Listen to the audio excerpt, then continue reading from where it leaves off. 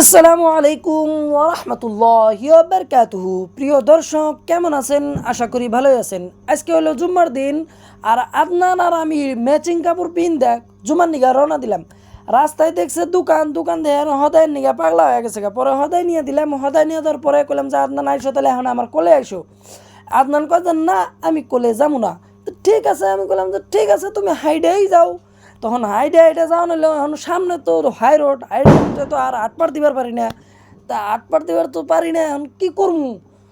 বহুত চেষ্টা মেষ্টা ফুসলাই ফুসলাই কইলাম যে আদনান এদুল্লা কোলে আইসো। পরে এদুল্লা কোলে এলো, কোলে এসে রাস্তা পার করতে না করতেই আদনান কোলে থেকে নেমে গেল গা। নেমে যাওয়ার পরে সামনেই তো মসজিদ, বেশি দূর না।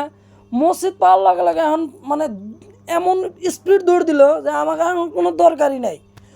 সামনে আরো সিঁড়ি, সিঁড়ি দিয়ে আরো পাগলা হয়ে গেছে গা।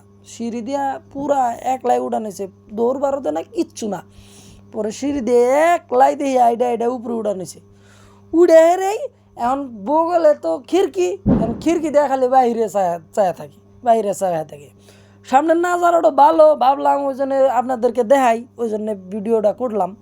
কইরা এরা নামাজের সময় হলো, নামাজ পড়লাম, নামাজ পড়ে দুই বাব্বাটা আলগোস্তে মসজিদ থেকে বাড়ায়া বাড়ি বেরোলে রওনা নিলাম। ভিডিও এই পর্যন্তই। যদি ভালো লাগে থাকে লাইক করেন।